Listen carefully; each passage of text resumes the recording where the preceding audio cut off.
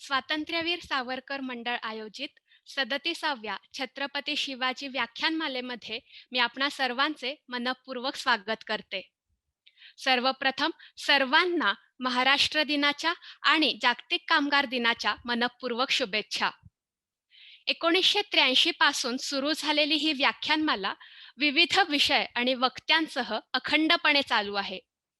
मागील वर्षी करोना महामारीमुळे टाळेबंदी असताना सुद्धा नवीन तंत्रज्ञानाच्या मदतीने व आपणा सर्वांच्या सहकार्याने दूरस्थ पद्धतीने कोणताही खंड पडू न देता ही व्याख्यानमाला पार पडली.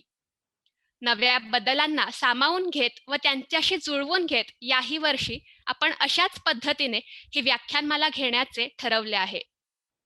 आज समान नागरी कायदा हा विषय घेऊन व्याख्यानमालेचे पहिले पुष्प गुंफण्यासाठी आजचे वक्ते ॲडव्होकेट नितीनजी आपटे आपल्यासमोर मांडणी करणार आहेत. या कार्यक्रमामध्ये मी प्रमुख वक्ते, मंडळाचे अध्यक्ष, कार्याध्यक्ष व इतर सर्व पदाधिकारी व कार्यकर्ते तसेच विविध ठिकाणांहून सहभागी सर्व श्रोत्यांचे मनःपूर्वक स्वागत करते. तसेच आत्ता या कार्यक्रमाची प्रस्तावना करण्याआधी छत्रपती शिवाजी महाराजांचे प्रतिमेचे पूजन करण्याची विनंती भास्करजी रिकामे यांना करते.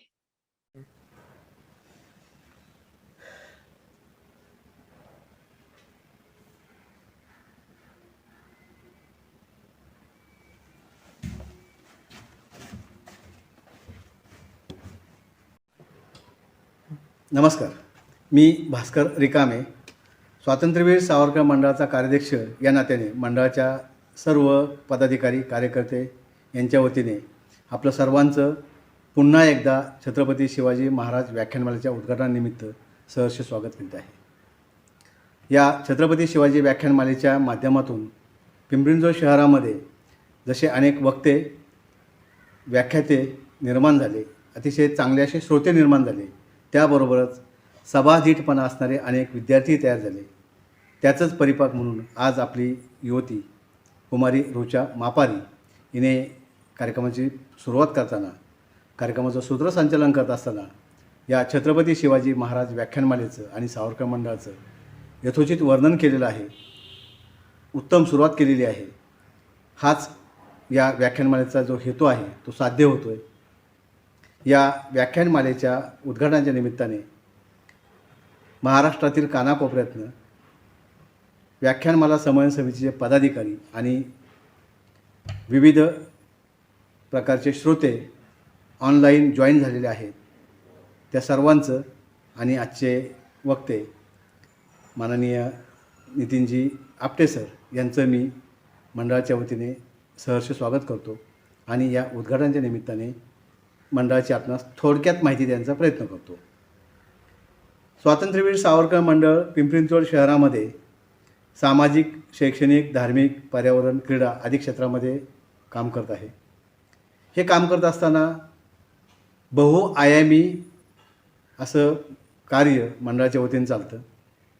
मंडळाचं काम करण्याकरता वेगवेगळ्या प्रकारचे 6-7 विभाग या ठिकाणी केलेले आहेत.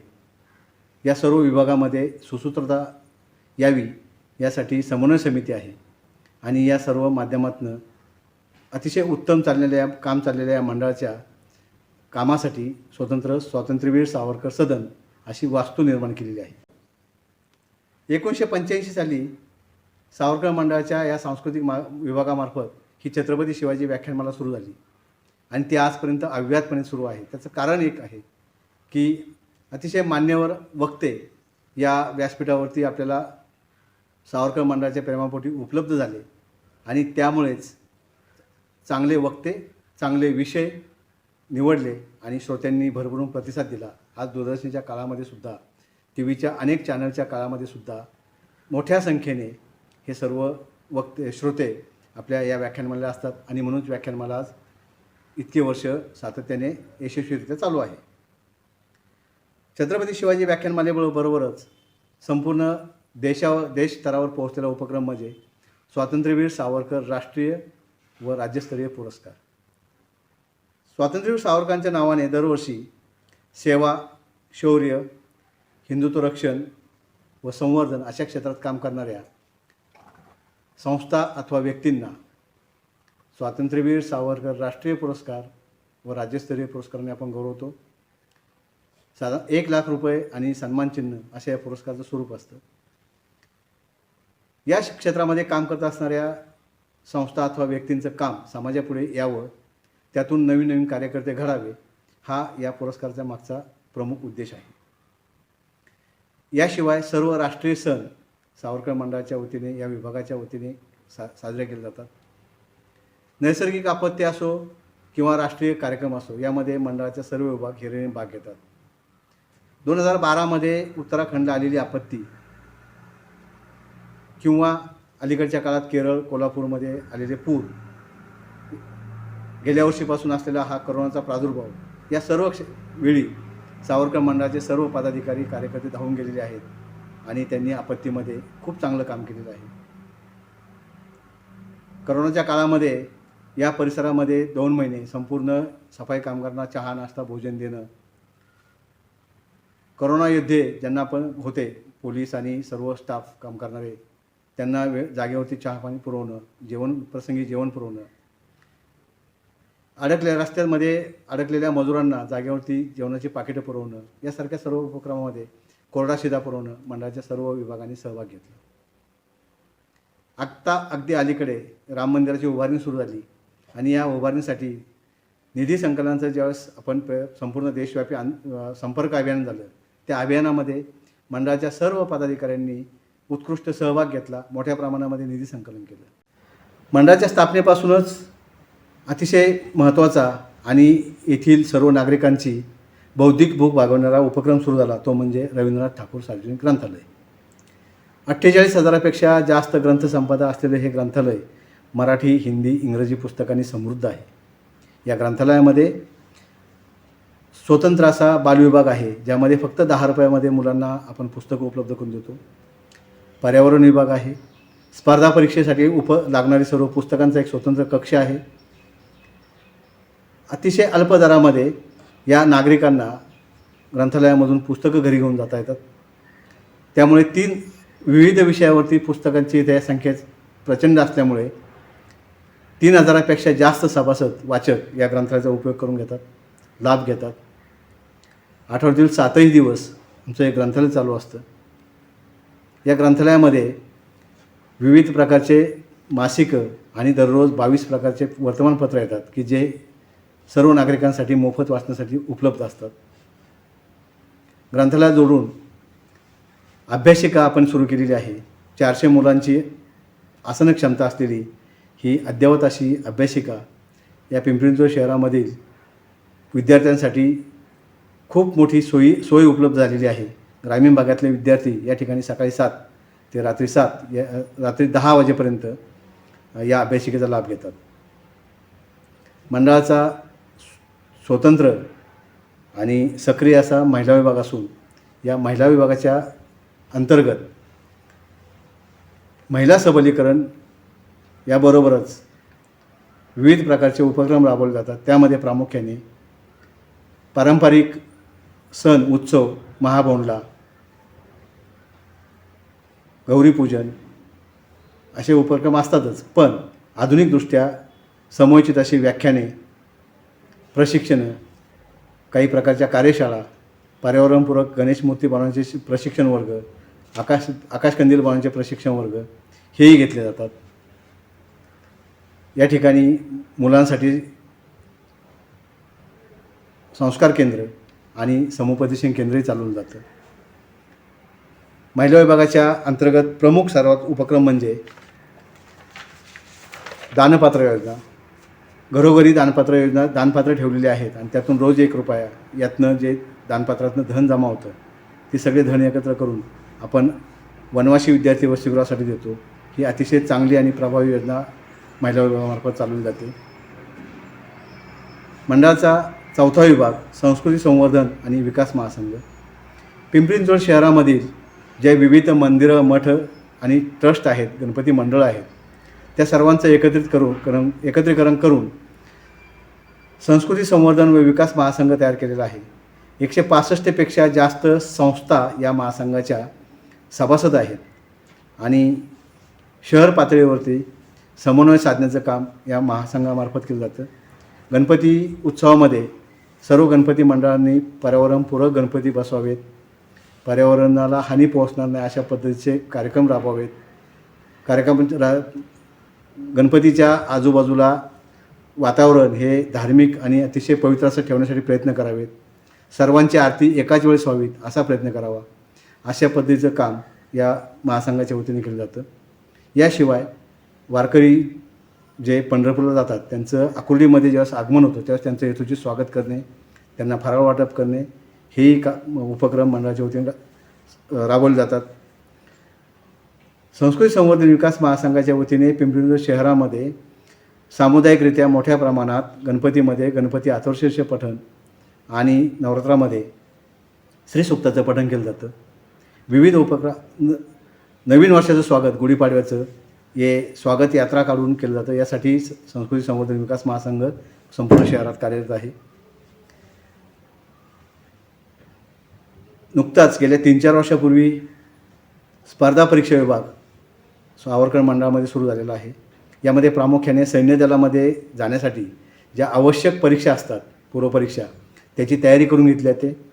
NDAसाठी गेले 3 वर्षामध्ये जे वर्ग झाले त्या वर्गामधून मोठ्या संख्येने आपल्या मुलांनी लेखी परीक्षा पास केल्या आणि 7 ते 8 मुलं NDA आणि अन्य विभागामध्ये दाखले झालेले आहेत. कमी कालावधीमध्ये अतिशय हा आमचा NDAचा वर्ग आहे, तो मुलांसाठी उपयुक्त ठरतो आहे. ब्रिगेडियर गिल सर यांची टीम या मुलांकडनं अतिशय चांगल्या पद्धतीने तयारी करून घेते आणि त्यामुळेच हे यश मिळतं आहे. पर्यावरण क्षेत्रात काम करण्यासाठी निसर्गमित्र विभाग आमचा कार्यरत आहे. 12-13 वर्षापूर्वी शालेय अभ्यासक्रमामध्ये पर्यावरण विषय जेव्हा समाविष्ट झाला तेव्हापासून शालेय मुलांसाठी आम्ही या ठिकाणी वेगवेगळ्या प्रकारचे उपक्रम राबवतो. मुलांसाठी विविध प्रदर्शन या ठिकाणी आयोजित करतो. छोटी मोठी व्याख्यानं, कट्टा आयोजित करतो. किल्ले स्पर्धा घेतो. त्याचबरोबर किल्ले दर्शन सहली, निसर्ग सहली त्याचंही आयोजन करतो. यातनं पर्यावरणाविषयी लोकांमध्ये जनजागृती व्हावी हा उद्देश आहे आणि तो आत्ता आमच्याकडे सफल होतो आहे. 30 ते 35 संस्था पर्यावरणामध्ये काम करणाऱ्या या निसर्गमित्राशी आमच्या जोडल्या गेलेल्या आहेत. सावरकर मंडळाचा अतिशय महत्त्वाकांक्षी प्रकल्प म्हणजे हरित गोरवडेश्वर प्रकल्प. इथून 8 ते 10 किलोमीटर अंतरावरती देहूरोडजवळ गोरवडेश्वर हा डोंगर आहे. 132 एकर डोंगरापेक्षा जास्त क्षेत्र असलेला हा डोंगर आहे. त्या ठिकाणी आपण आत्ता काम करतो आहे. अतिशय ओकाबोका असलेल्या डोंगरावरती आपण गेल्या 10 वर्षामध्ये हजारो झाडं लावली. खालून कॅननी पाणी घालून, डोक्यावर पाणी नेऊन घालून त्यातली झाडं जगवली. वनवा लागतो, वनव्यात काही झाडं जातात, पण तरी देखील त्यावर मात करून 7 ते 8 हजार झाडं आत्ता 12-15 फुटापेक्षा जास्त उंचीत झालेली आहेत.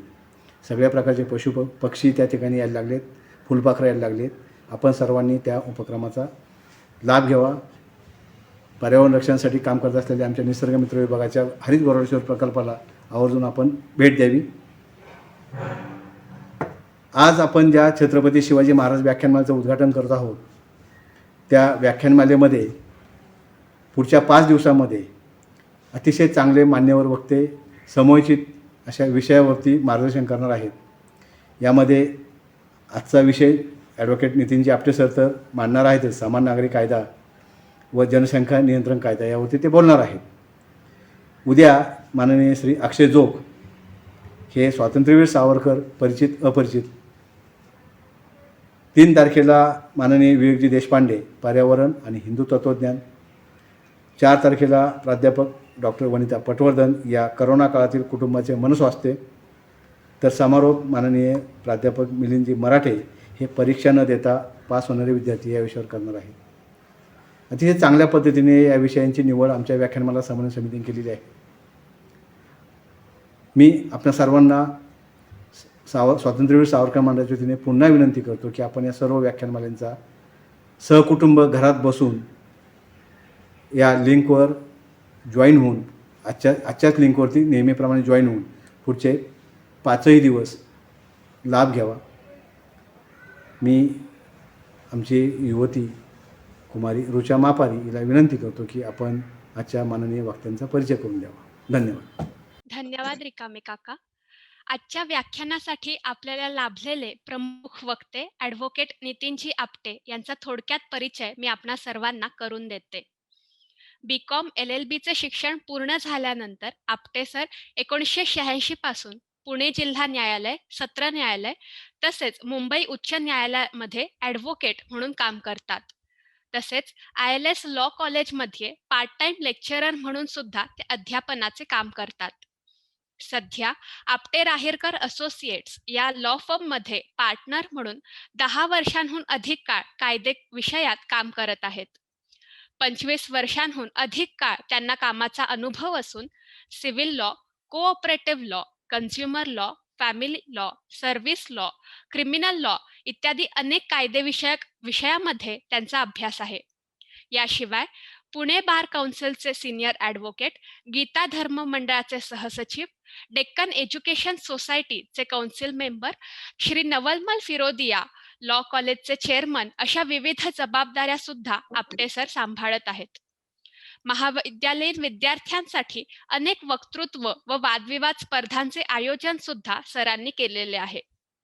वीर सावरकर, छत्रपती शिवाजी महाराज, स्वामी विवेकानंद, जम्मू आणि काश्मीर, कलम 370, भारताचे विभाजन, दुसरे महायुद्ध अशा अनेक ऐतिहासिक व सामाजिक तसेच अनेक मानवी हक्क कायदेविषयक विषयांवर सुद्धा सरांनी वसंत व्याख्यानमालांसारख्या प्रसिद्ध व्यासपीठांवरून व्याख्याने दिलेली आहेत. असे कायदेविषयक तज्ज्ञ अभ्यासक आपल्याला व्याख्याते म्हणून लाभले हे आपले सुदैवच म्हणायला हवे. अशाच प्रकारे आज समान नागरी कायदा या विषयावर मांडणी करून ॲडव्होकेट नितीनजी आपटे आपल्या व्याख्यानमालेला सुरुवात करणार आहेत. त्यांच्या उपस्थितीबद्दल मी परत एकदा आनंद व्यक्त करते. सर्वांच्या वतीने त्यांचे आभार मानते व सरांना अशी नम्र विनंती करते की त्यांनी आपल्या विषयाला सुरुवात करावी.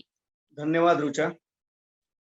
आजच्या आपल्या स्वातंत्र्यवीर सावरकर मंडळाचे सर्व मान्यवर पदाधिकारी, माझे मित्र श्री प्रदीपजी पाटील, उपस्थित सर्व रसिक श्रोते, आज समान नागरी कायदा आणि राष्ट्रीय लोकसंख्या कायदा अशा 2 विषयांच्या वरती मला माझे विचार मांडण्यासाठी आपण इथे निमंत्रण केलं. त्याबद्दल मी मंडळाचा खरंच मनपूर्वक आभारी आहे. समान नागरी कायद्यासारखा विषय आणि लोकसंख्या नियोजना संबंधातल्या जो कायदा कदाचित तयार होऊ शकतो अशा कायद्याबाबत विचार मांडणं हे खरं तर खूप जटिल आहे आणि अवघड सुद्धा आहे. याचं कारण हे विषय समाज मानसाच्या दृष्टीनं अत्यंत संवेदनशील अशा प्रकारचे विषय आहेत. गोव्यामध्ये समान नागरी कायदा आहे, तो पोर्तुगीजांनी तयार केलेला कायदा 1876 साली केलेला, आजही चालू आहे आणि तिथं कुणाचीही तक्रार नाही. हा त्यातल्या त्यात सर्व धर्मीय लोकांचा सहभाग असलेलं गोवा हे राज्य 1961 साली भारतामध्ये सामील झालेलं गोवा मुक्ती आंदोलनाच्या माध्यमातून आणि पोर्तुगीजांची सत्ता तिथे असल्यामुळे पोर्तुगीजांनी केलेला समान नागरी कायदा हा आज तिथे लागू आहे. तिथे सर्व धर्माचे लोक गुण्यागोविंदानं तो कायदा पाळतायत, त्याच्याबद्दल कुठलाही वाद नाही. ही त्यातल्या त्यात या विषयाला असलेली एक चमकदार बाजू. परंतु हे वगळता खरोखरच हा विषय अत्यंत गंभीर आहे, विचाराला प्रवृत्त करणारा आहे आणि त्याच बरोबरीनं कदाचित भविष्यात प्रचंड वादंग निर्माण करणारा सुद्धा असू शकतो. कदाचित याच पृष्ठभूमीमुळे आणि याच संवेदनशीलतेमुळे आता 2018 साली सुद्धा लॉ कमिशननं या विषयाला संवेदनक्षम विषय असं ठरवून आता हा कायदा नाही केला तरी चालेल अशा प्रकारचं मत व्यक्त केलेलं आहे. आणि याच्या आधीचं कुठलंही सरकार हा कायदा व्यवहारात उतरवू शकलं नाही किंवा या कायद्याचा विचारही करू शकलं नाही आणि आज तागायत हा कायदा अस्तित्वात आला नाही, ही वस्तुस्थिती आहे. पण मग एकूणच कायदा या क्षेत्रातल्या बदलांचा आणि कायद्यांचा इतिहास काय सांगतो, त्याच्यासाठी आज समाजात काय परिस्थिती आहे आणि एकूणच कायद्याचा इतिहास काय आहे याचा विचार करणं मला अत्यंत महत्वाचं वाटतं. आज समाजात अनेक कोळसे हे मनुवादी संस्कृती, मनुवादी राज्य पद्धती, मनुवाद या प्रकारचे आरोप करताना आपल्याला दिसतात. त्यांना थोडक्यात मनुवाद म्हणजे ब्राह्मणवाद म्हणायचं. मग या समाजामध्ये अल्पसंख्याकांचं काय होणार? जातीभेदात पसरलेल्या हिंदू समाजातल्या इतर जातीतल्या लोकांचं काय होणार?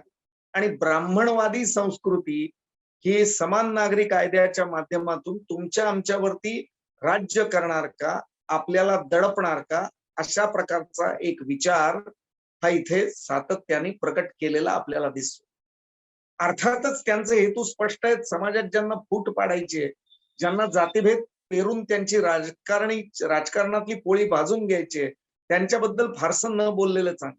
पण एक कायद्याचा विद्यार्थी म्हणून कुठल्याही राजकीय विचारधारेचा किंवा पक्षाचा प्रचार न करता, अर्थातच तो माझा अधिकारही नाही आणि माझी तशी इच्छाही नाही, कुठलाही पूर्वग्रह मनात न ठेवता स्वच्छ मनोभूमिकेतून समान नागरी कायदा, त्याची गरज आणि लोकसंख्या नियंत्रणासंबंधात येऊ घातलेला कायदा याबाबत मी माझे विचार स्पष्ट करणार. मित्रो, कायद्याचा इतिहास जर विचारात घेतला तर ज्याला आज मनुवादी कायदा म्हणून हेटाळलं जातं, ती मनुस्मृती ही त्या काळात राज्यव्यवस्था आणि समाजव्यवस्था असलेल्या समाजाला बांधणारा एक कायदा होता. त्या मनुस्मृतीमध्ये अर्थातच वर्णव्यवस्था होती. ब्राह्मण, क्षत्रिय, वैश्य आणि शूद्र अशा प्रकारचे 4 वर्ण होते आणि 4 वर्णाच्या लोकांना वेगळ्या वेगळ्या प्रकारच्या शिक्षा सांगितलेल्या होत्या. हा कायदा मनुवादी कायदा म्हणून हेटाळला गेला. आंबेडकरांनी मनुस्मृती जाळली हे आपल्या सगळ्यांना माहिती आहे. आणि या मनुस्मृतीवरती सगळ्यात जास्त टीका ही आजच्या काळात होताना आपल्याला दिसते. परंतु हे सगळं करत असताना तो कायदा काय होता, त्याच्यामधले कलम काय होती, त्याच्यातली त्यावेळची संस्कृती काय होती, याचा कोणीही अभ्यास करताना दिसत नाही. पण ढोबळमानाने एक गोष्ट मात्र लक्षात येते की वेगळ्या वेगळ्या लोकांना, वेगळ्या वेगळ्या समाजांना, वेगळ्या वेगळ्या प्रकारे काम करणाऱ्या लोकांना आणि वर्णव्यवस्थेत विभागलेल्या समाजाबद्दल मी बोलत असताना की ज्या चातुर्वर्ण्याबद्दल भगवान श्रीकृष्ण भगवद्गीतेत असं म्हणतात की चातुर्वर्ण्यम मया सृष्ट्यम गुणकर्म विभागशः, मी जन्मजात चातुर्वर्ण्य नाही तयार केले, तर गुणानुरूप आणि कर्मानुरूप हे चातुर्वर्ण्य तयार झालेले आहेत. त्यामुळे शिक्षण क्षेत्र, ब्रह्मकर्तव्य करणारी लोक हे ब्राह्मण, क्षत्रियाचं काम करणारे क्षत्रिय, व्यापार उदीम करणारे वैश्य आणि इतर सर्व कामं जी समाजाला गरजेची आहेत ते करणारे शूद्र, या 4 वर्णांच्या मध्ये आपण समाज विभागतो आहोत. आणि हा समाज विभागत असताना त्याच्या जातीनुरूप, त्याच्या जन्मानुरूप ती जात ठरत नाही, त्याचा वर्ण ठरत नाही, तर तो कुठल्या प्रकारचं काम करतो याच्यावरती ते ठरतं, असं भगवान श्रीकृष्ण सांगतात. तर कायदा हा वेगळ्या वेगळ्या प्रतीच्या लोकांच्यासाठी वेगळा वेगळा होता. हा आपल्या देशाचा इतिहास. तो समान कधीच नव्हता. मग अर्वाचीन काळामध्ये ब्रिटिशांनी आपल्यावरती राज्य करायला सुरुवात केल्यानंतर आणि त्याच्या आधी ग्रेट ब्रिटन मधली परिस्थिती काय होती, तर साधारण 1820 ते 1860 हा त्यांच्या इतिहासातला सुद्धा एक विलक्षण अशा प्रकारचा कार्यकाल आहे असं मला वाटतं. कारण याच काळात मोठ्या प्रमाणावरती ब्रिटिशांच्या त्या देशामध्ये कायद्यात बदल झालेले आपण बघतो. वेगळ्या वेगळ्या भूप्रदेशामध्ये वेगळे वेगळे कायदे होते आणि हळूहळू संपूर्ण देशाला एक कायदा असला पाहिजे म्हणून त्यांनी कायद्याचं सिंथेसिस करायला सुरुवात केली, एकत्रीकरण करायला सुरुवात केली आणि साधारण 1850-60च्या दरम्यान ही प्रक्रिया त्यांची हळूहळू पूर्ण झाली आणि संपूर्ण देशाला एक कायदा त्यांनी निर्माण केला. परंतु हे करत असताना सुद्धा त्यांनी कॉमन लॉ प्रिन्सिपल्स असं जे तिथं आहे, कारण समाजाच्या वेगळ्या वेगळ्या ज्या चालीरीती वेगळ्या वेगळ्या भूभागात अस्तित्वात होत्या त्या त्यांनी तशाच चालू ठेवल्या. ज्याला आपल्या कायद्याच्या तत्वांचा विचार करता, हिंदू कायद्यांच्या तत्वांचा विचार करता, ज्याला आपण कस्टमरी लॉ असं म्हणतो, त्या सगळ्या प्रथा या तिकडे चालू ठेवल्या गेल्या.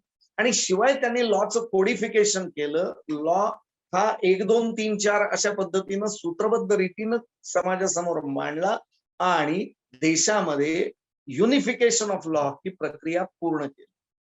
जशी ब्रिटिशांनी त्यांच्या देशामध्ये ती प्रक्रिया पूर्ण केली, तशी ते ज्या ज्या वसाहतीत काम करत होते किंवा ज्या ज्या वसाहतीत त्यांची सत्ता होती, तिथे म्हणजे भारतात सुद्धा, श्रीलंकेत सुद्धा, आजच्या ब्रह्मदेशात सुद्धा आणि साऊथ इंडिया माफ करा, आफ्रिकेमध्ये सुद्धा जिथं त्यांच्या वसाहती होत्या, तिथं त्यांनी हे कायदे व्यवहारात उतरवायला सुरुवात केली. आणि म्हणूनच जर तुम्ही भारतातले कायदे बघितले तर Indian Pinal code 1860, criminal procedure code घ्या, सिव्हिल प्रोसिजर कोड घ्या, कॉन्ट्रॅक्ट ऍक्ट घ्या, ट्रान्सफर ऑफ प्रॉपर्टी हा कायदा घ्या, ट्रस्ट ऍक्ट घ्या, कुठलेही जुने कायदे की ज्याच्यामध्ये कमीत कमी बदल आहेत, असे सगळे कायदे हे 18व्या शतकात ब्रिटिशांनी केले आणि आजही ते कमीत कमी बदल असलेल्या अवस्थेत आपल्या देशात तसेच तसे लागू आहेत हे आपण बघतो. या पार्श्वभूमीवरती युनिफिकेशन ऑफ लॉ म्हणजेच कायद्यांचं एकत्रीकरण आणि संपूर्ण देशासाठी एक कायदा, ही संकल्पना ब्रिटिशांच्याच माध्यमातून हळूहळू आपल्याकडे रुजायला लागली. अर्थातच ब्रिटिशांनी ते कधीही केलं नाही, कारण त्यांची नीती फोडा आणि जोडा अशी होती. त्यामुळे त्यांनी पर्सनल लॉज म्हणजे व्यक्तिगत धार्मिक कायद्यांना कुठेही बाधा आणणारे कायदे केले नाहीत. आणि ज्या वेळेला त्यांनी ते करायचा प्रयत्न केला कुठल्या तरी स्वरूपात, त्यावेळेला भारतीय समाजाने त्याला विरोध केला. हिंदू लॉ मध्ये विवाहाच्या वयाबद्दल जेव्हा ब्रिटिशांनी कायदा आणायचा प्रयत्न केला, त्यावेळेला लोकमान्य टिळकांच्याच नेतृत्वाखाली काँग्रेस पक्षानं, त्यावेळेच्या इंडियन नॅशनल काँग्रेसनं त्याला कडाडून विरोध केला. लोकमान्यांचंही मत असं होतं की ब्रिटिशांनी आमच्या धार्मिक संकल्पनांच्यात आणि धर्मकारणामध्ये पडू नये. ही कल्पना त्या समाज जीवनानुसार योग्यही असेल, परंतु स्वातंत्र्य मिळाल्यानंतर कुठेतरी एक संकल्पना ही अशी तयार झाली की ज्याच्यामध्ये सर्व धर्माच्या, सर्व पंथांच्या, सर्व जातीत पसरलेल्या अशा प्रकारच्या या समाजाला, की जो समाज खूप मोठ्या प्रमाणावरती वेगळ्या वेगळ्या सांस्कृतिक मूल्य मानणारा आहे, त्या समाजाला एक कायदा असायला हवा. त्यावेळेला कन्हैयालाल मुंशींनी अतिशय स्पष्टपणाने भारताच्या घटना समितीमध्ये काम करत असताना मुस्लिम समाजानं आपल्या पुराणमतवादी आणि कुराणमतवादी व्यवस्थेतून बाहेर येऊन बदल स्वीकारले पाहिजेत आणि समान नागरी कायदा स्वीकारला पाहिजे, याचा आग्रहाने पुरस्कार केला. डॉक्टर बाबासाहेब आंबेडकर सुद्धा घटना समितीमध्ये स्पष्टपणाने असं प्रतिपादन करत होते की या ठिकाणी या देशामध्ये एक देश आणि एक कायदा हा असला पाहिजे. परंतु त्या समाजात आणि त्या कालखंडात देशाची नुकतीच धार्मिक आधारावरती फाळणी झालेली असते आणि हिंदू आणि मुसलमान एकत्र राहू शकत नाहीत, या विचाराने बॅरिस्टर जिनांनी पाकिस्तानची मागणीच केली असं नाही, तर त्याच्या निर्मितीपर्यंत सर्व प्रक्रिया केली, त्याच्यासाठी रक्तपातही केला, प्रचंड मोठ्या प्रमाणावरती रुधिरांचे पाठ इथं व्हायले आणि पाकिस्तानची निर्मिती झाली. या पृष्ठभूमीवरती नेहरूंना किंवा त्या काळात आंबेडकरांना सुद्धा समान नागरी कायदा हा योग्य वाटत असूनही तो व्यवहारात आणणं शक्य झालं नाही, कारण घटना समितीमध्ये असलेल्या मुसलमान सदस्यांनी त्यावेळेला या बदलांना कडाडून विरोध केला. अर्थातच काही सनातनी हिंदू संस्थांनी सुद्धा हिंदू कायद्यात जे बदल सुचवण्याची प्रक्रिया सुरू झाली होती त्याला विरोध केलेला होताच. हिंदू लॉ कमिटी ही 1941 सालीच स्थापन झाली होती आणि स्वातंत्र्यपूर्व काळात म्हणजे 41 सालापासून हिंदू कायद्यांचं रूपांतर हे कुठंतरी बदलात, आधुनिकतेत केलं जावं, यासाठी आपले समाज धुरीण आणि राजकीय नेते त्यावेळेला विचार करत होते. त्याचंच रूपांतर पुढे 1955 मध्ये हिंदू विवाह कायदा आला. हिंदू लॉ की जो वेगळ्या वेगळ्या प्रकारांनी समाजात अस्तित्वात होता आणि तो कायदा किती अस्तित्वात वेगळ्या वेगळ्या प्रकारांनी होता याचं एक सोपं उदाहरण सांगतो, म्हणजे आपल्या लक्षात येईल की हिंदू विवाह सर्व जातीत कसा केला जातो हे आपल्याला माहिती आहे, पण दूरस्थ अशा प्रकारच्या वनवासी लोकांच्या मध्ये मोठा मॅरेज नावाची एक संकल्पना आहे की तिथे एका विशिष्ट प्रकाराने नाच केला जातो आणि जी मुलगी ज्या मुलाला आवडते त्याने तिला जर आपल्याकडे खेचली त्या नृत्य करताना तर ती त्याची बायको होते आणि त्यांचा विवाह पार पडतो. To drag a woman towards himself in a dance is marriage. अशा प्रकारची मोठा मॅरेज ही कल्पना. त्याच पद्धतीनं वेगळ्या वेगळ्या संकल्पना असलेला आणि वेगळ्या वेगळ्या जातीत पसरलेला हा हिंदू समाज की जिथे काही प्रमाणात चालीरीती वेगळ्या वेगळ्या होत्या, धार्मिक संकल्पना वेगळ्या वेगळ्या होत्या, त्या ठिकाणी सुद्धा एकत्वाकडे जाणारा हिंदू मॅरेज ऍक्ट, भारतीय म्हणजे हिंदू विवाह कायदा हा अस्तित्वात आणला गेला. पुढे स्पेशल मॅरेज ऍक्ट व्यवहारात आणला गेला आणि विवाह बंधनातली नातेसंबंध कसे असावेत आणि कसे नसावेत याबाबत हिंदूंनी आधुनिकता स्वीकारली. समान नागरी कायद्याच्या दिशेने टाकलेलं मला वाटतं हे पहिलं पाऊल होतं. याचं कारण हिंदूंनी आपल्या जुन्या वर्षानुवर्ष पिढ्यानुपिढ्या हजारो वर्षाची परंपरा सांगणाऱ्या धार्मिक कायद्यांचा त्याग करून एक कोडिफाईड लॉ स्वीकारलं. स्वातंत्र्यवीर सावरकर जे हिंदू समाजाला नावं ठेवत त्याच्यात ते सांगताना सांगत असत की आमचा समाज कसा आहे तर तो बाबा वाक्यम प्रमाणम आहे. आम्ही आमच्या समाजाला कधी विचारलंच नाही, आमच्या पूर्वजांना कधी विचारलंच नाही की हे असं का करायचं. त्यामुळे ज्या चालीरीती चालत आल्या होत्या शेकडो हजारो वर्ष त्या तशाच्या तशा चालू ठेवल्या गेलेल्या समाजात पहिला बदल झाला की हिंदू विवाह कायदा हा बदलला गेला. त्याच्याही आधी याची मुळं खूप खोलवर आहेत. 18व्या शतकात राजा राममोहन रायांनी सतीची चाल बंद केली, त्याच्यासाठी सती प्रोहिबिशन ऍक्ट ब्रिटिशांनी आणला, परंतु त्याच्या बाजूनी प्रचंड मोठं जनसमुदाय आणि जनमत घडवण्याचं काम हे राजा राममोहन राय यांनी केलं आणि हिंदू धर्मातल्या एका अनिष्ट प्रथेला विरोध केला आणि हिंदू कायद्यात बदल झाला. म्हणजे 18व्या शतकापासून सामान्यतः भारतीय कायद्यांच्यात आणि विशेषतः हिंदू कायद्यांच्यात बदल होत गेले, परंतु मुस्लिम धर्मातल्या कायद्यांच्यात कुठलेही बदल कधीही होणार नाहीत. मुस्लिमांचं कुराण आणि शर्यत हा कायदा एवढंच आम्हाला मान्य आहे, दुसरं आम्हाला काही मान्य नाही. या प्रकारची विचारधारा या समाजात रुजलेली होती की ज्याच्यामुळे समान नागरी कायदा या संकल्पनेला विरोध केला गेला. आणि मग ज्या वेळेला directive principles of state policy म्हणजेच भारताच्या राज्यघटनेत धडा 5वा हा जेव्हा घटना बदलांनी आणला गेला त्यावेळेला काही तत्व की जी गायडिंग प्रिन्सिपल्स आहेत ती तत्व ही घटनेमध्ये आणली गेली, ज्याला directive principles of state policy असं म्हणतात. त्यामधलं तत्व म्हणून समान नागरी कायदा कलम 44 हे भारतीय राज्यघटनेत आणलं गेलं. पुन्हा कायद्यात फक्त ते त्या दृष्टीनं कायदे केले जावेत एवढंच सूचक उल्लेख कलम 44 मध्ये आहे. ह्याच्या व्यतिरिक्त कलम 44 मध्ये फारसं काही नाही. आणि ज्या वेळेला स्वतःचे व्यक्तिगत हक्क म्हणजेच फंडामेंटल राईट्स मूलभूत हक्क आणि मूलभूत हक्कात धार्मिक स्वातंत्र्य येतच, हे धार्मिक स्वातंत्र्य त्याचा असलेला मूलभूत हक्क आणि त्याच्या विरुद्ध जेव्हा आपण घटनेतली ही मूलभूत तत्व म्हणजे guiding principles directive principles of state policy ह्याच्यात ज्या वेळेला एकमेकांच्यात विरोध येईल त्यावेळेला अतिशय स्पष्टपणाने सुप्रीम कोर्टाने सुद्धा काही निकालांच्या मध्ये असं सांगितलं की डायरेक्टिव्ह प्रिन्सिपल्सचा विचार करूनच कुठंतरी फंडामेंटल राईट या संकल्पनेचं अवलोकन केलं जावं किंवा इंटरप्रिटेशन केलं जावं, त्याची चिकित्सा केली जावी.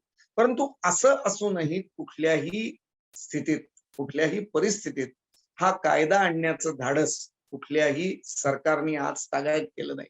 आणि भारतीय जनता पक्षाच्या अजेंड्यावरती जरी हा विषय असला तरी आज तागायत या कायद्याचा आलेख हा काही कोणी मांडलेला नाही. आणि 2018 मध्ये लॉ कमिशनने स्पष्टपणाने सांगितलं की आजची ही परिस्थिती ही अशा प्रकारे सोयीची नाहीये की ज्याच्यामध्ये सर्व धर्मांसाठीचा म्हणून एक समान नागरी कायदा असा आपण आणू शकतो. लॉ कमिशनने हे सांगत असताना पहिल्यांदा असं सांगितलं की आपण खर तर भर दिला पाहिजे आपल्या एकेका धर्मातल्या अंतर्गत विरोधांना आणि त्या दृष्टीनं असलेल्या कायद्या. आणि मग अशाच प्रकारचा इतिहास हा अमेरिकेतही आहे. ज्या वेळेला परदेशात अशा प्रकारची आणि अमेरिकेत काहीतरी आहे, इंग्लंडमध्ये काहीतरी आहे असं सांगितलं की आपल्याला एकदम छान वाटतं, कारण ते परदेशातलं आहे.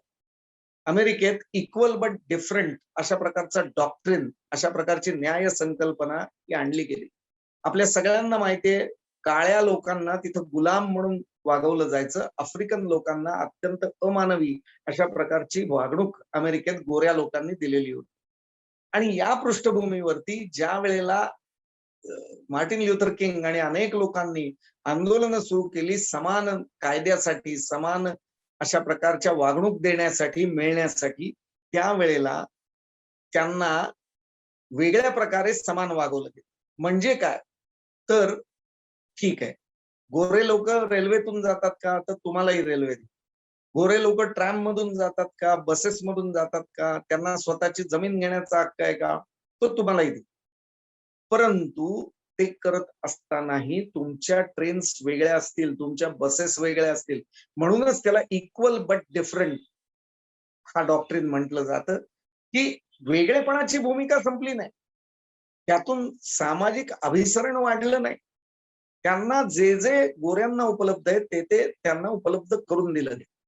याच प्रकारे भारतामध्ये सुद्धा अशा प्रकारची कायद्याची प्रक्रिया राबवली गेली काही प्रमाणात, की जिथे स्वातंत्र्यानंतरच्या काळातली लगेच मी सांगतो आणि आधीच्या काळात सुद्धा काही प्रमाणात, कारण का तर स्वातंत्र्या दरम्यानचा काळ हा जातीभेदांनी पोखरलेला हिंदू समाज असं स्वरूप असलेला तो काळ होता. आणि त्यामुळे डॉक्टर आंबेडकरांनी पूर्वास्पृश्यांच्यासाठी, ज्याला सावरकर पूर्वास्पृश्य म्हणत असत, पूर्वीचे अस्पृश्य दलित, त्यांच्यासाठी म्हणून रिझर्वेशन्सची पॉलिसी आणली आणि काही विशिष्ट जातीतल्या लोकांना, अनुसूचित जाती, जमाती वगैरे वगैरे लोकांना त्यांनी काही विशिष्ट प्रमाणात रिझर्वेशन्स देऊ केली.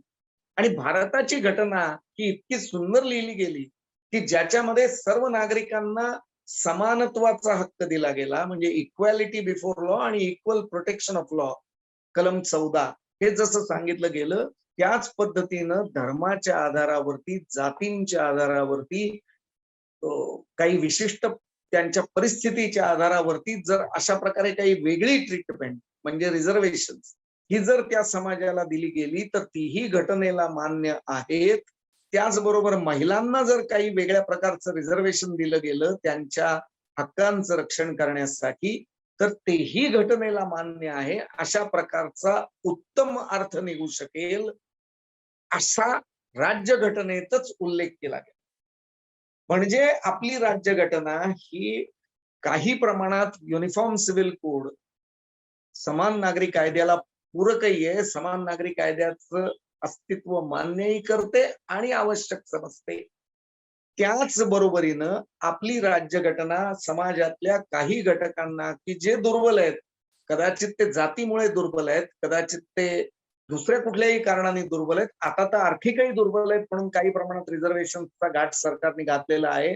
आणि एससीबीसीची रिझर्वेशन ही त्याबाबतचा निर्णय आता सुप्रीम कोर्टात होईल अशी शक्यता आहे.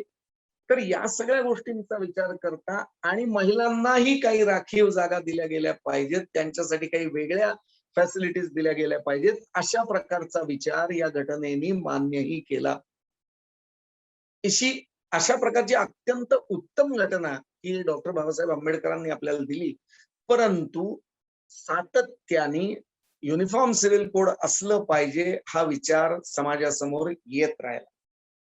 हा विचार समाजासमोर येत असतानाच त्याचे फायदे तोटे काय आहेत, त्याच्यामध्ये सगळ्यात महत्वाची गोष्ट व्यक्तिगत कायद्यांच्या मध्ये होणारे मोठे बदल आणि सर्व धर्माच्या लोकांच्यासाठी एकच नागरी कायदा असं स्वरूप या कायद्याचं असणं अपेक्षित आहे. हे तसं आहे का, हे तसं असेल का, ते कशा प्रकारे असेल ते करत असताना कुठल्या प्रकारची रचना सरकारला करावी लागेल, त्या कायद्यामध्ये कुठल्या प्रकारची कलमं आणावी लागतील, हा अतिशय परीक्षेचा काळ आहे असं मला वाटतं. त्याच्यासाठी समाज जागृती करण्याची ही नितांत आवश्यकता आहे आणि ती हिंदू समाजात पुरेशी झाली आहे असं मला वाटतं. परंतु मुस्लिम समाजात विशेषतः ही जागृती करणं आणि त्यांना त्याचे फायदे समजावून सांगणं ही नितांत गरज आहे, काळाची गरज आहे. आणि म्हणून त्याच्यासाठी काही मूलभूत गोष्टी आपण समजावून घेऊयात. आणि स्वातंत्र्यवीर सावरकरांच्या व्यासपीठावरती बोलत असताना तर या गोष्टीचा स्पष्टपणाने उहापोह करणं हे मला अत्यंत महत्वाचं वाटतं. ह्या देशाला गेली काही दशकं नव्हे, कदाचित शतकं, जोपर्यंत मुस्लिम लोक राज्यकर्ती होती तोपर्यंत प्रश्नच नव्हता. पण ब्रिटिशांनी ज्या वेळेला फोडा आणि झोडा ही नीती अवलंबली, त्यावेळेला या दोन समाजात तेढ माजली. पण संपूर्ण देशातल्या स्वातंत्र्य चळवळीचा जर इतिहास आपण पाहिला तर 1905 साली लॉर्ड कर्झननी बंगाल प्रांताची फाळणी केली आणि ती बंगाल प्रांताची फाळणी ही लोकमान्य टिळक बाल आणि पाल लाल बाल आणि पाल यांच्या नेतृत्वाखालच्या काँग्रेसला टाळता आली हा या देशाचा इतिहास. लॉर्ड कर्झनला 1911 साली 1905 साली केलेली फाळणी बंगालची ही मागे घ्यावी लागली. परंतु लोकमान्यांच्या पश्चात त्याच काँग्रेसची इतकी अवस्था आली की या देशात अहिंसेचा तर बोजवारा उडालाच. महात्माजींनी सांगितलेली सर्व तत्व ही पार नष्ट निर्मूल झाली. त्याचा व्यवहारात लवशेषही उरला नाही. पण हे करत असताना धर्माच्या आधारावरती पाकिस्तानची निर्मिती झाली आणि ना आम्ही अहिंसा जपू शकलो, ना आम्ही रक्तपात टाळू शकलो आणि या देशाची फाळणी झालेली आपण. आणि त्यामुळे सुरुवातीपासून आणि विशेषतः स्वातंत्र्य चळवळीच्या काळात म्हणजे 19व्या शतकाच्या सुरुवातीपासून ते आज तागायत ह्या देशात मुसलमानांचं काय करायचं हा प्रश्न हा सगळ्यांना पडलेला आपल्याला. आणि मायनॉरिटी म्हणजे फक्त मुस्लिम, मायनॉरिटी म्हणजे ख्रिश्चन नाहीत, मायनॉरिटी म्हणजे पारशी नाहीत की जे कदाचित खरंच सगळ्यात जास्त मायनॉरिटीत आहेत. पण पारशींचा विचार कोणी मायनॉरिटी कम्युनिटी म्हणून करताना दिसत नाही, कारण ते दुधात जशी साखर मिसळावी तसे भारतीय समाजात मिसळून गेलेले आहेत, हिंदू समाजात मिसळून गेले. परंतु या समाजाला आणि या देशाला गेली 100 वर्ष, 100 वर्षापेक्षा जास्त काळाचा इतिहास या देशातल्या मुसलमानांचं काय करायचं हा प्रश्न भेडसावतोय. स्वातंत्र्याच्या आधी तो देशाची फाळणी समोर होती म्हणून भेडसावत होता. तरी 1905 ते 1911 लढा दिल्यानंतर बंगाल या एका प्रांताची फाळणी आम्ही टाळू शकलो. परंतु 1947 साली 40 साली जिनांनी पाकिस्तानची स्पष्टपणाने मागणी केली आणि 16 ऑगस्ट 1946 बॅरिस्टर जिनांनी डायरेक्ट ऍक्शन डे पुकारला आणि तेव्हापासून प्रचंड अशा आणि न भूतो न भविष्यती अशा रक्तपाताला आणि दंगलींना सुरुवात झाली. तिथपासून 14 ऑगस्ट 47 पर्यंत म्हणजे पाकिस्तानच्या निर्मितीपर्यंत मुसलमान एक मस्तक शूळ या देशात निर्माण राहिला, सतत राहिला. त्याच्यानंतर जम्मू काश्मीरच्या प्रश्नामुळे जम्मू काश्मीर हा एक मस्तक शूळ बनून 370 कलमाची अडचण निर्माण झाल्यामुळे आणि त्याच्याबद्दल यथायोग्य विचार आणि दृष्टी राज्यकर्त्यांच्याकडे नसल्यामुळे 370 आणि 35 या कलमांमुळे काही प्रमाणात हा मस्तकशूळ चालू राहिला. त्यावेळेला पंडित जवाहरलाल नेहरूंचं विधान असं होतं की जम्मू काश्मीर म्हणजे ज्या जम्मू काश्मीरमध्ये हिंदू आणि मुस्लिम राहत आहेत, जिथं मुस्लिम बहुसंख्या आहेत आणि राजा हिंदू आहे, त्या ठिकाणी हे it is the greatest ever example of Indian secularism.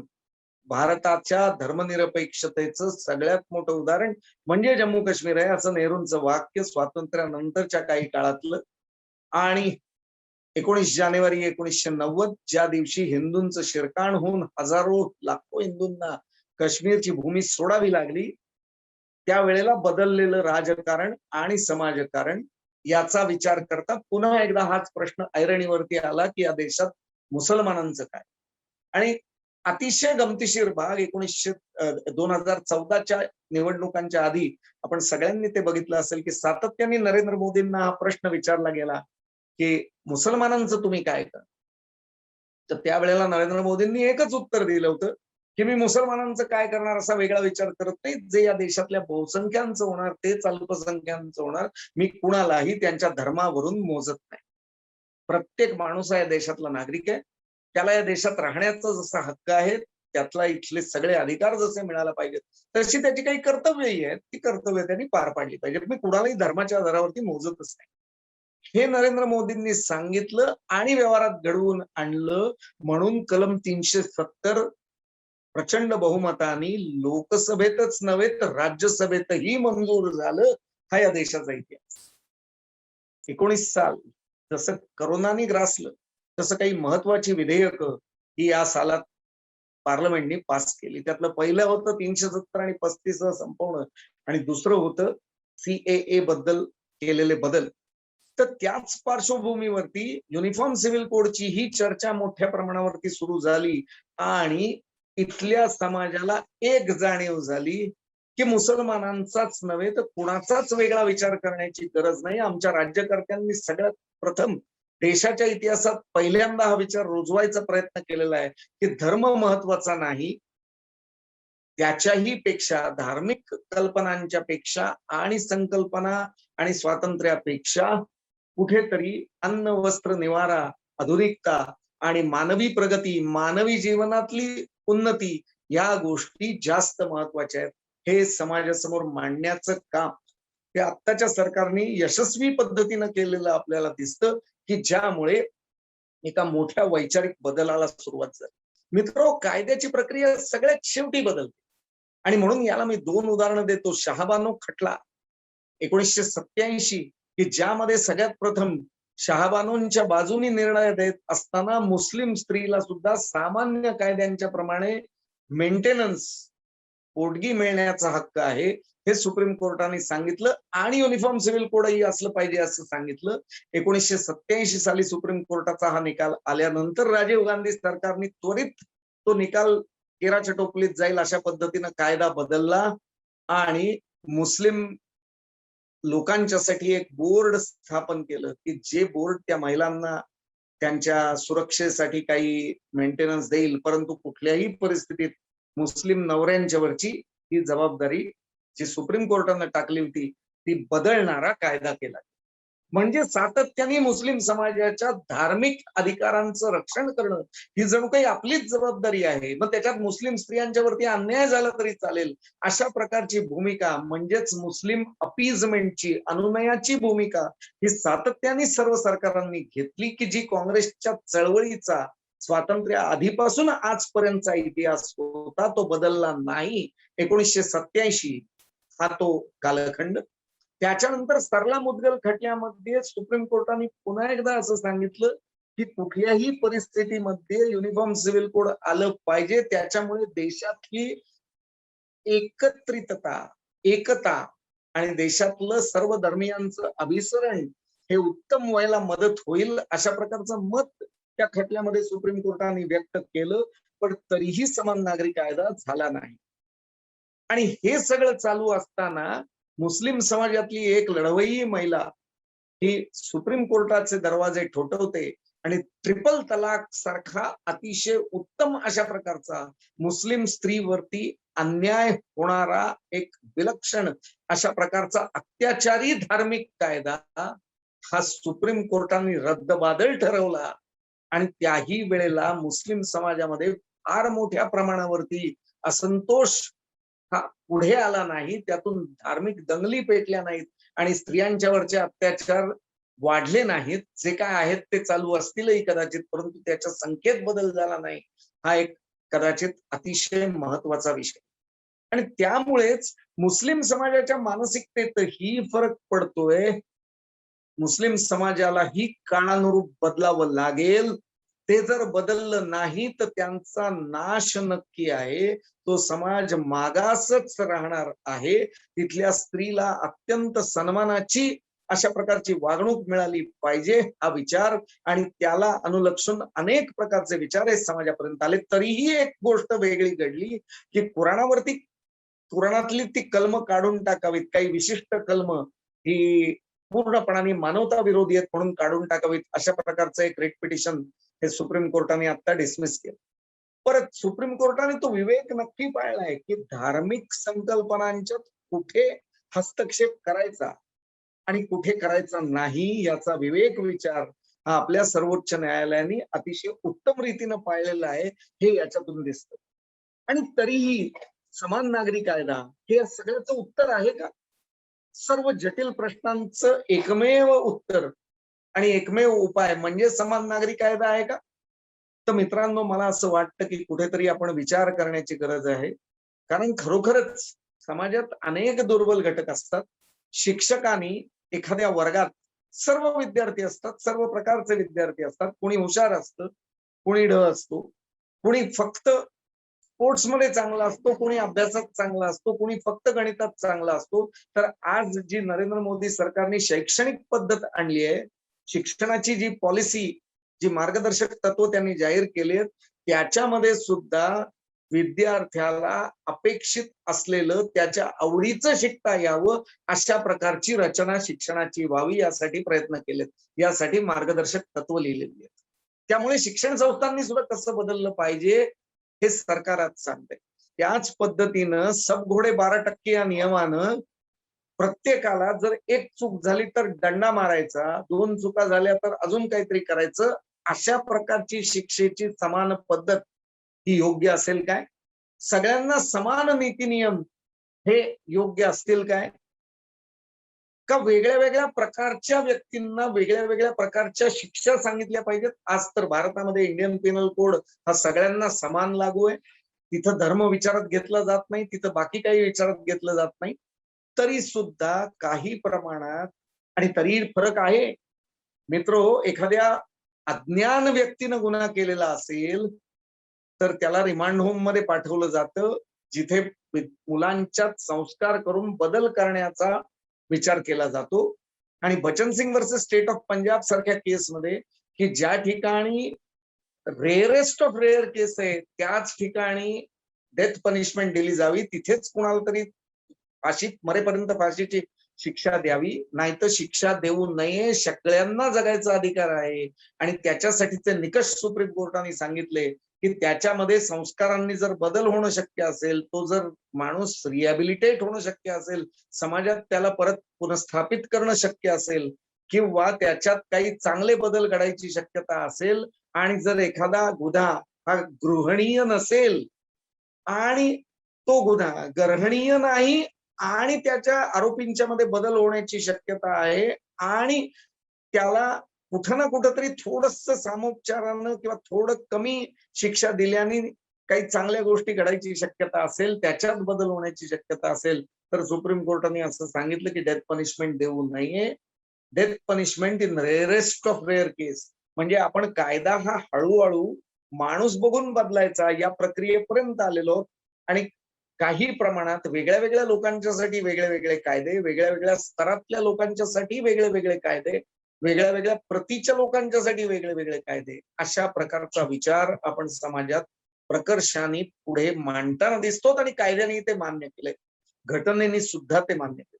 त्यामुळे समान नागरी कायदा म्हणजे एक कायदा आणि सगळ्यांना समान त्याचं इम्प्लिमेंटेशन असं नक्की अपेक्षित नाही. 370 गेल्यामुळे आणि 35 गेल्यामुळे काही प्रमाणात आता जम्मू काश्मीरचं सुद्धा इंटिग्रेशन, भारतातली त्यांची समावेश होण्याची ताकद आणि समावेश तर त्यांना भारताच्या मूळ गाभ्यात मेनस्ट्रीम मध्ये आणण्याची ताकद हळूहळू वाढायला लागेल आणि तिथे सुद्धा एकतेचे वारे व्हायला लागतील, ही वस्तुस्थिती आहे. तर त्या पद्धतीनं सुद्धा जिथे जिथे राष्ट्रीय महत्वाचे प्रश्न आहेत, जिथं जिथं असंघटित, दलित, पददलित, महिला किंवा समाजातले दुर्बल घटक यांच्यावरती अन्याय होण्याची शक्यता आहे, त्या ठिकाणी अतिशय स्पष्टपणाने कदाचित वेगळे कायदे करण्याची गरज आहे. तिथं सब गोडे 12% या नियमाने सगळ्यांच्यासाठी एक कायदा आणि त्याचं अतिशय ठोकळमानाने केलेलं इम्प्लिमेंटेशन किंवा अनुशालन असं करणं अपेक्षित नाही, हेही मला या निमित्ताने सांगावं असं वाटतं. आणि म्हणून समान नागरी कायदा हा येऊ घातलेला विषय कदाचित की ज्याचं बिल अजून आलेलं नाहीये, ते विचारात घेणं मला महत्वाचं वाटतं. तो विषय अत्यंत महत्वाचा आहे, पुढे आलाही पाहिजे. त्या निमित्ताने काही समाजात विशिष्ट बदलांची प्रक्रिया ही वाढीला लागेल आणि ते मायनॉरिटी समाज आणि विशेषतः मुसलमान समाज हे समाजाभिमुख, देशाभिमुख आणि जास्तीत जास्त देशातल्या एकतेच्या दृष्टीनं पुढे पाऊल टाकणारे समाज म्हणून निर्माण होतील. देशभक्त समाज असते आहेतच, काही प्रमाणात त्यांचं इंटिग्रेशन जिथे जिथे कमी पडतंय तिथं तिथं ते अधिक चांगल्या रीतीनं होईल आणि कुठलाही देव, कुठलाही धर्म, कुठलीही संस्कृती, कुठलीही धर्मकल्पना ही त्रिकालाबाधित सत्य नसते. ती काळमानानुरूप बदलते आणि अध्यात्म आणि धर्माची संकल्पना की जी कर्मकांडाशी संबंधित आहे, या दोन्हीचा काहीही संबंध नाही, हे हळूहळू या लोकांच्या लक्षात येईल असा मला अशी मला नक्की आशा वाटते. आणि म्हणूनच युनिफॉर्म सिव्हिल कोड हे झालं पाहिजे काही अपवाद वगळता, असा विचार या व्यासपीठावरून मी स्पष्टपणाने मांडतो. आणि माझ्या दुसऱ्या विषयाकडे वळतो की ज्याचा उल्लेख मी थोडक्यात करणार आहे. आपल्या समोर दुसरा कायदा आहे अभ्यासासाठी, तो म्हणजे पॉप्युलेशन कंट्रोल ऍक्ट.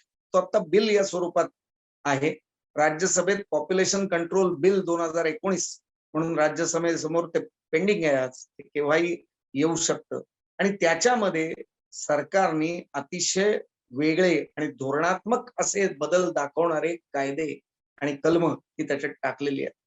त्याच्यामध्ये पहिल्यांदा डिस्ट्रिक्ट पॉप्युलेशन स्टॅबिलायझिंग कमिटी ही कमिटी काढलेली आहे आणि नॅशनल पॉप्युलेशन स्टॅबिलायझेशन फंड हा उभा केलेला आहे की ज्याचं बजेट सामान्यतः दर वर्षाला 500 कोटी रुपये असेल अशी सरकारची साधारण विचार आहे, कल्पना आहे.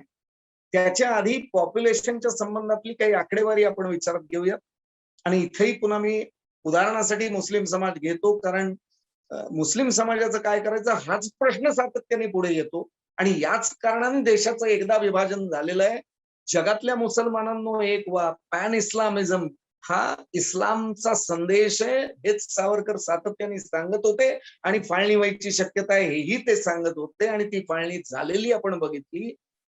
आता पुन्हा एकदा नवीन फाळणी होऊ नये म्हणून आणि अस्तित्वात असलेल्या मुसलमानांना हिंदू सहिष्णूच आहेत, त्यांना सर्व धर्म समभाव शिकवण्याची गरज नाही, कारण ते त्यांच्या रक्तातच आहे.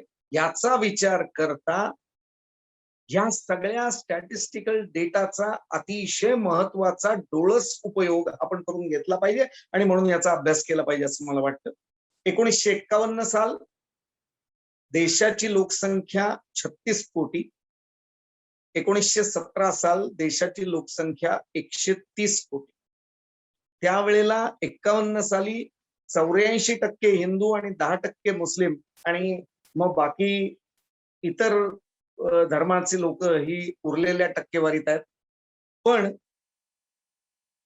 2017 साली, क्षमा करा, 1951 आणि 2017, 1917 नव्हे तर 2017 साली हिंदूंची लोकसंख्या एकूण 130 कोटीपेक्षा जास्त एकूण लोकसंख्येपैकी 80% आणि मुस्लिमांची लोकसंख्या 14.5%. म्हणजे आपण 4% लोकसंख्येत कमी झालो आणि मुस्लिमांची लोकसंख्या 4.5% वाढली. या संपूर्ण कालखंडामध्ये एकंदर जी वाढ आपण म्हणतो ती हिंदूंची 3.5 पट झालेली आहे आणि मुसलमानांची 5 पट वाढ झालेली आहे. आणि प्रत्येक वर्षी जर वाढ लोकसंख्येची विचारात घेतली तर हिंदूंची 1.82% झाली आहे आणि मुसलमानांची 2.45% झाली. आणि या विषयावरती मत व्यक्त करण्याच्या आधी मी आपल्या सगळ्यांचं लक्ष एका पुस्तकाकडे आणू इच्छितो, वेधू इच्छितो. कोएनराड एल्स्ट नावाचा एक शास्त्रज्ञ, समाजशास्त्रज्ञ, की ज्यांनी एक पुस्तक डेमोग्राफिक सीज नावाचं लिहिलेलं आहे.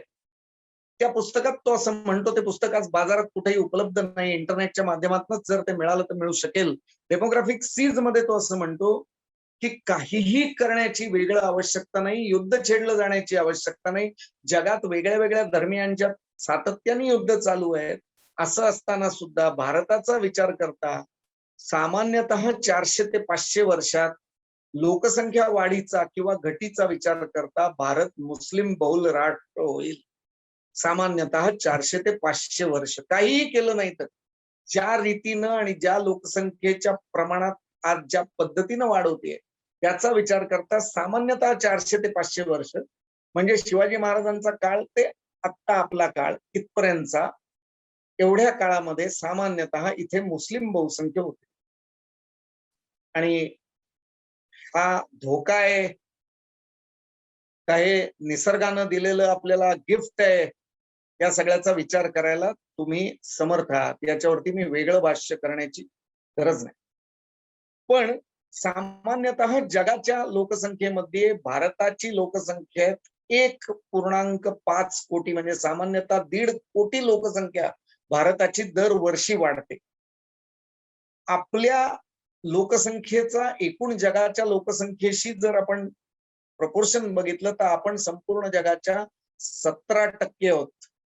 आणि आपल्याकडे फक्त संपूर्ण पृथ्वीच्या 2.2 जमीन आहे. हे सगळं जर आपण स्टॅटिस्टिक्स विचारात घेतलं आणि लोकसंख्या वाढीचा आणि घटीचा वेग विचारात घेतला तर 400-500 वर्षात या देशात काय होईल हे कोएनराड हिल्सनं सांगून ठेवलंय, मी नाही. आणि म्हणून लोकसंख्या नियंत्रण विधेयक जे सरकारने आणलंय ते डोळस आहे. त्याच्यामधले ज्या तरतुदी आहेत त्याही डोळस आहेत असं मला वाटतं. आणि ज्या जिल्ह्यांच्या मध्ये सगळ्यात जास्त वेग आहे लोकसंख्या वाढीचा, जिथं 2.2 का काहीतरी त्यांनी पर्सेंटेज दिलंय, त्याच्यावरती ज्या जिल्ह्यातून लोकसंख्या वाढतीये तिथे डिस्ट्रिक्ट पॉप्युलेशन स्टॅबिलायझिंग कमिटी ही कमिटी स्थापन केली जाणार आहे की ज्यामध्ये डिस्ट्रिक्ट कलेक्टर असणार आहे, डिस्ट्रिक्ट मेडिकल ऑफिसर असणार आहे आणि पंचायत समितीचे सदस्य असणार आहेत. तिथं जेवढ्या पंचायत समिती आहेत त्यांचे सदस्य असणार. त्या पंचायत समितीच्या सदस्य आणि या सगळ्या कमिटीच्या माध्यमातून निसर्गतःच जी लोकसंख्या वाढ ज्या ज्या कारणांनी होते आपल्या सगळ्यांना कल्पना आहे, ती वाढ होऊ नये म्हणून संतती नियमनाची साधनं मुबलक प्रमाणात उपलब्ध करून देणं आणि या विषयाचा प्रचार करणं हे या लोकांचं काम. आणि त्याचबरोबरीनं जर एखादं दाम्पत्य हे एका अपत्यावरती थांबणार असेल आणि जर ते अपत्य हे मुलगा असेल तर त्या कुटुंबाला 60,000 रुपये एकदाच, आणि जर ते अपत्य हे मुलगी असेल तर त्यांना 1,00,000 रुपये एकदा, अशा प्रकारची रक्कम ही सरकारने देणं असं या कायद्याने बंधनकारक केलेलं आहे. इथपासून समाजाची लोकसंख्या कमीत कमी वाढ व्हावी आणि एकच मुलगा शक्यतो असावा. आणि जर सरकारी नोकर असतील, सेंट्रल गव्हर्नमेंटचे एम्प्लॉई असतील तर त्यांनी असं अंडरटेकिंग सरकारला द्यावं, असं अभिवचन सरकारला लेखी द्यावं की 2 मुलांच्या वरती संतती ही मी होऊ देणार नाही. आणि अर्थातच मानवी भूमिकेतून याला केलेला अपवाद सुद्धा आहे की एखाद्याचं मूल हे जर व्यंग असलेलं असेल तर त्याला अजून एक मूल होऊ देण्याचा अधिकार सरकारने या कायद्याने दिलेला आहे. अशा प्रकारे अत्यंत डोळस असा हा कायदा समाज मानस व्यवहारात घेऊन, विचारात घेऊन आणि काळाची गरज विचारात घेऊन लोकसंख्येची वाढ ही नियमित असावी, संयमित असावी की जेणेकरून या लोकसंख्येला पुरेल अशा प्रकारची सर्व प्रकारची भौतिक साधनं आम्ही निर्माण करू शकू. मित्रो, आज तुम्हाला आम्हाला तर ऑक्सिजनचा प्रश्न आहे याच पिढीत निर्माण झालेला. कोरोनामुळे आपल्याला ऑक्सिजन सिलेंडर्सची कमतरता पडतीये आणि श्वास रोखून किंवा श्वास न पुरल्यामुळे माणसं मरतायत हा इतिहास. आणि अक्षरशः दिल्लीमधली परिस्थिती नुकतीच माझ्या एका मित्रांनी मला कळवली दूरध्वनीवरती की मृतदेह शेकडोंच्या संख्येने रांगेत उभे आहेत, त्यांच्यावरती अंत्यसंस्कार करणं तर बाजूलाच राहिलं, ज्या विद्युत दाहिनीमध्ये त्या मृतदेहांना जाळलं जातं, सतत काम असल्यामुळे त्या विद्युत दाहिनीला विश्रांती न मिळाल्यामुळे त्या विद्युत दाहिनीची चिमणी जळून गेली, काहीही उरलं नाही, ती विद्युत दाहिनी निरुपयोगी झाली. आणि म्हणून काही जागा या सरकार अधिग्रहित करून लाकडं शोधून लाकडांच्या वरती सामान्य पद्धतीनं जुन्या पद्धतीनं डेड बॉडीज या त्याचं विल्हेवाट लावताना आपल्याला दिसत आहे. कुठल्याही प्रकारचे अंत्यसंस्कार त्या मृतदेहांच्या वरती होत नाहीत आणि अतिशय स्पष्टपणाने सरकारला हे सगळं काम काही लोकांच्या मदतीनं काही संस्थांच्या आणि व्यक्तींच्या मदतीनं करावं लागतं आणि अक्षरशः 2-2, 3-3, 4-4 दिवस मृतदेहावरती पुढचं काहीही होत नाही. तो देह नष्ट केला जावा याच्यासाठी काही होत नाही ही वस्तुस्थिती. त्यामुळे ऑक्सिजन मिळत नाही ही ही परिस्थिती तुमच्या आमच्या पिढीनंच अनुभवली. त्यामुळे पुढच्या पिढीला अन्न, वस्त्र, निवारा यासारख्या मूलभूत गरजांच्यासाठी कदाचित प्रचंड मोठ्या प्रमाणावरती झगडावं लागणार आहे. हा या देशाचाच नाही तर संपूर्ण मानवतेचा इतिहास. मित्रो, सर विन्स्टन चर्चिल जे दुसऱ्या महायुद्धामध्ये ब्रिटनचे पंतप्रधान होते आणि भारताच्या स्वातंत्र्याला प्रचंड विरोध करत होते, त्यांना विचारलं गेलं होतं की तुम्ही भारताच्या स्वातंत्र्याला विरोध का करता. त्यावेळेला चर्चिलनी एक वाक्य उच्चारलं होतं. ते वाक्य हे भविष्यवाणी वर्तवणारं होतं. ज्याप्रमाणे स्वातंत्र्यवीर सावरकर द्रष्टे होते त्याचप्रमाणे चर्चिलही द्रष्टे होते हे इतिहास सांगतो.